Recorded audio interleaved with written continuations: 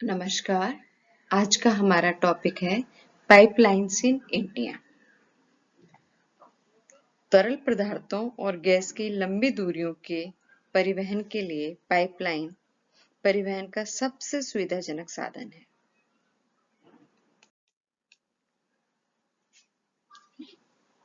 परंपरा से जल आपूर्ति के लिए प्रयुक्त पाइपलाइनें अब पेट्रोलियम और पेट्रोल उत्पादों तथा गैस की लंबी दूरियों तक परिवहन करती हैं। Pipeline network is a new arrival on the transportation map of India. पहले अभी मैंने जैसे ही बताया, in past this were use to transport water to sites and industries.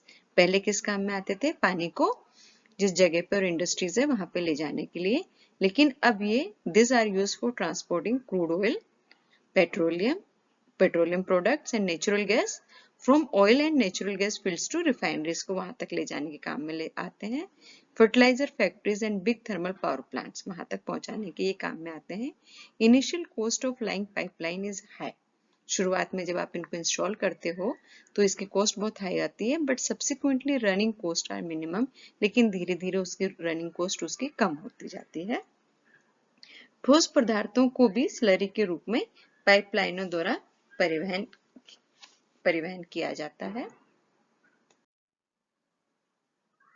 जो मेजर पाइपलाइंस है हमारे यहाँ पे वो है प्रमुख।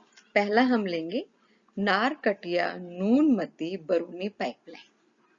This was the first pipeline constructed in India to bring crude oil from Narkatiya oil field to नूनमती। ये सबसे पहली पाइपलाइन है। भारत में सबसे पहली पाइपलाइन असम में तेल परिवहन के लिए बनाई गई थी। असम के तेल कूपों से नूनमती तेल शोधनशाला तक 443 किलोमीटर लंबी पाइपलाइन द्वारा तेल ले जाया जाता है। इस पाइपलाइन का विस्तार करके इसे बिहार में स्थित बरौनी तक ले जाया गया। नूनमती से बरौनी तक पाइपलाइन की लंबाई 724 किलोमीटर है। इस प्रकार इस पाइपलाइन की कुल लंबाई 1167 किलोमीटर है। अब इस पाइपलाइन को कानपुर तक ले जाया गया है। नारकटिया से नूनमती के बीच की पाइपलाइन ने 1962 में तथा नूनमती से बरौनी के बीच की पाइपलाइन ने 1964 में काम करना शुरू कर दिया था। ये असम, पश्चिम बंगाल तथा बिहार राज्यों में छोटी बड़ी नदियों को पार करती है। बरौनी से कानपुर तथा हल्दिया तक पाइपलाइन के निर्माण का कार्य 1966 में पूरा हो गया था। लखवा रुद्रसागर बरौनी पाइपलाइन का निर्माण 1968 में पूरा हुआ था और हल्दिया मोरीग्राम राजबंद पाइपलाइन का निर्माण भी पूरा हो चुका है। दूसरा हमारा आ जाता है बॉम्बे हाई। मुंबई अंकलेश्वर कोयली पाइपलाइन दूसरी जो पाइपलाइन है। महाराष्ट्र में मुंबई हाई से मुंबई तट तक तेल तथा गैस लाने के लिए दो अलग अलग पाइपलाइन बिछाई गई। इसमें प्रत्येक की लंबाई 210 किलोमीटर है। अंकलेश्वर कोयली पाइपलाइन का निर्माण कार्य 1965 में समाप्त हो गया था। ये पाइपलाइन अंकलेश्वर से कोयली प्रसंगशाला को तेल उपलब्ध कराती है। तीसरी पाइपलाइन आ जाती है सलाया कोयली मथुरा पाइपलाइन। ये जो पाइपलाइन है ये gas authority of India limited GAIL के द्वारा कंस्ट्रक्टेड है और जो इसकी लंबाई है 1750 किलोमीटर लॉन्ग है और एक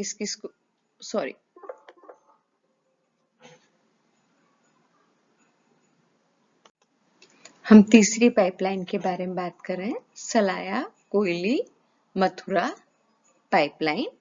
ये जो पाइपलाइन है एक महत्वपूर्ण पाइपलाइन कच्छ की खाड़ी के किनारे पर स्थित सलाया से मथुरा के बीच बिछाई गई है। ये 1256 किलोमीटर लंबी पाइपलाइन है जो मुंबई हाई से प्राप्त तथा आयातित तेल को मथुरा तेल शोधनशाला तक ले जाती है। मथुरा में साफ किया गया तेल ले जाने के लिए मथुरा से जालंधर तक पाइपलाइन को ले जाया गया है। इससे पानीपत की तेल शोधनशाला को भी लाभ प्राप्त होता है। इस पाइपलाइन को कोयले से भी जोड़ा गया है। चौथी पाइपलाइन आ जाती है Hazira Bijaipur Jagdishpur gas pipeline, HBG gas pipeline. ये pipeline gas authority of India limited GAIL के द्वारा कंस्ट्रक्ट की हुई है और जो इसकी लंबाई है ये आपकी 1750 किलोमीटर लंबी है। ये महाराष्ट्र में हजीरा को जोड़ती है और मध्य प्रदेश में बीजापुर को जोड़ती है और यूपी के जगदीशपुर को जोड़ रही है। ये विश्व की सबसे लंबी भूमिगत पाइपलाइन है। ये 10 रसायन उर्वरक कारखानों को गैस प्रदान करती है। इसमें राजस्थान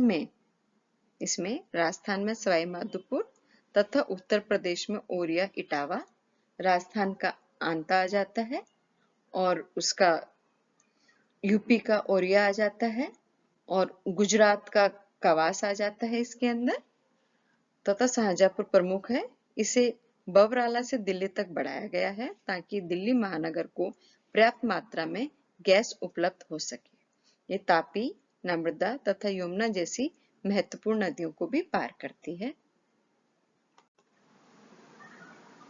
इस पाइपलाइन ने हजीरापुर बीजापुर जगदीशपुर पाइपलाइन ने गुजरात, मध्य प्रदेश, राजस्थान और उत्तर प्रदेश की जो इकोनॉमी है उसको ट्रांसफॉर्म कर दिया है, पूरी तरह से बदल दिया है। अर्थव्यवस्था के अंदर काफी परिवर्तन इसके अंदर ले आई है। पांचवी आ जाती है जामनगर लोनी LPG पाइपलाइन। ये 1269 किलोमीटर लंबी पाइपलाइन है जो gas authority of India limited GAIL के द्वारा निर्मित है, बनाई गई है। ये गुजरात के जामनगर से लेकर यूपी के लोनी को जोड़ रही है दिल्ली से होते हुए। और ये कौन कौन से स्टेट्स इसके अंदर आ जाती है, कौन कौन से राज्यों से गुजर रही है? ये गुजरात, राजस्थान, हरियाणा और यूपी।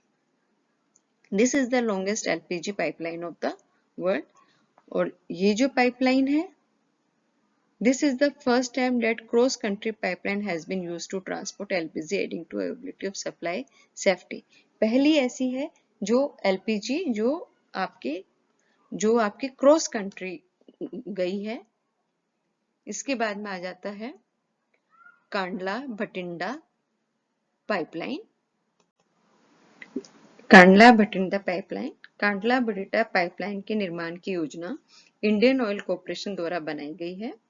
गुजरात में कांडला से पंजाब में भटिंडा तक इसकी कुल लंबाई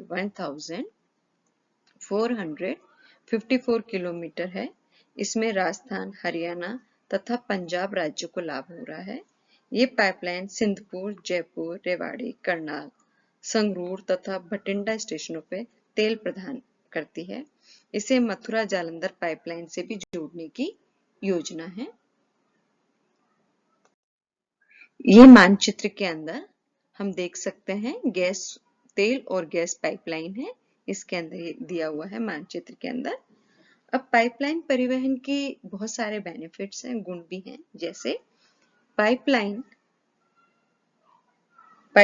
तरल तथा गैस पदार्थों के परिवहन के लिए आदर्श माध्यम है।